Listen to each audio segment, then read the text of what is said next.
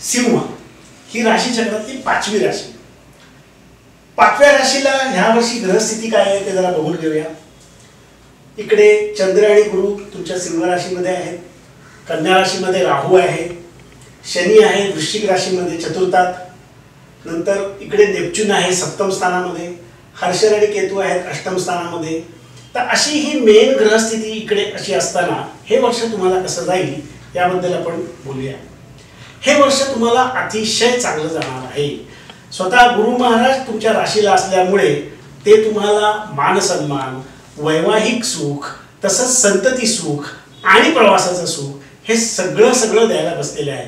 त्यामुळे हे वर्ष अतिशय चांगल्या पद्धतीने प्रगतीचं जाणार आहे। फक्त एक गोष्ट लक्षात ठेवा की बोलताना थोडंसं प्रत्येक वेळा खरंच बोललं पाहिजे असं नाही, बरं बोललं पाहिजे। तुम्ही शिस्तप्रिय आहात, तुम्ही डिसिप्लिन्ड आहात, स्वाभिमानी आहात, परंतु आजच्या जगामध्ये खरं बोलण्यापेक्षा बरं बोलणं जास्त महत्त्वाचं असतं। तुमच्या राशीमध्ये ते स्वभावात नसलं तरी हे लक्षात ठेवा। याचं कारण काय की तुमची 7.5 संपली असली तरी पनवती चालू आहे, लक्षात ठेवा।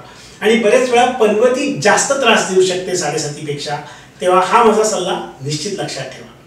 दुसरं म्हणजे या काळामध्ये विवाह जमताना तुम्ही विवाहाच्या साठी पूर्ण चौकशी केल्याशिवाय विवाह पूर्णत्वाला नेऊ नका।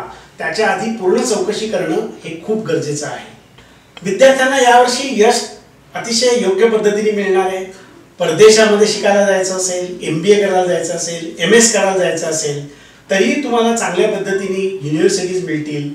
तुम्हाला ॲप्लिकेशन केल्यानंतर चांगल्या युनिव्हर्सिटीमधनं कॉल येईल। एवढंच नव्हे तर तुम्हाला ह्या वर्षी बहुतेक स्कॉलरशिपही मिळू शकते, कारण गुरु महाराजांचा असलेला गजकेसरी योग। तरी सुद्धा फेब्रुवारी मार्च नंतर मात्र तुम्ही कष्ट जास्त घेण्याची गरज आहे। आणि कष्ट जास्त घेताना थोडी उपासनेची जोड द्या। आणि उपासना म्हणजे गायत्री मंत्र। आणि तुमच्या तब्येतीच्या दृष्टीने सूर्यनमस्कार घाला। सूर्यनमस्कार आणि गायत्री यांची जर साधना केली तर यश तुम्हाला आणखी उजळून निघेल यात शंका नाही। नोकरी व्यवसायामध्ये यावर्षी इन्क्रीमेंट, बढती आणि बदली याचे चांगले योग आहेत। कॉम्प्युटर मॅन्युफॅक्चरर्स आणि मशिनरी मॅन्युफॅक्चरर्स यांनी यावर्षी जर का पार्टनरशिपमध्ये गुंतवणूक केली तर ती त्यांना फायदेशीर ठरू शकते। फक्त पार्टनरशिप करताना कायद्याची बाजू मात्र निश्चितपणे लक्षात ठेवा। जर तुम्ही बँकिंग क्षेत्रात असाल किंवा फायनान्स क्षेत्रात असाल तर तुम्ही एप्रिल किंवा मे नंतर गुंतवणूक करा, किंवा नवीन एम्प्लॉईज घेताना त्यांच्याबद्दल काळजी घ्या, हे तुम्हाला लक्षात ठेवलं पाहिजे। स्त्री ही घरातली ऊर्जा आहे। स्त्री जर शांत असेल तर घरामध्ये चांगल्या पद्धतीने ऊर्जा नांदते।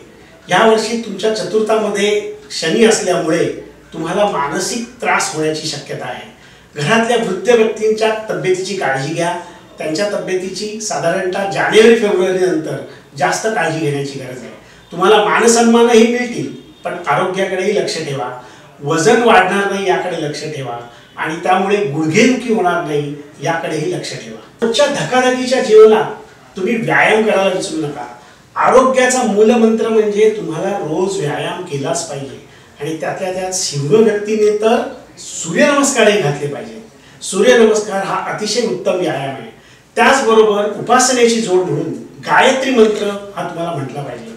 जर तुम्ही दररोज 10 वेळा गायत्री मंत्र 21 दिवस म्हटलात तर तुम्हाला त्यातली ऊर्जा जाणवेल आणि तुमचं आरोग्य चांगल्या पद्धतीने सुधारायला मदत होईल।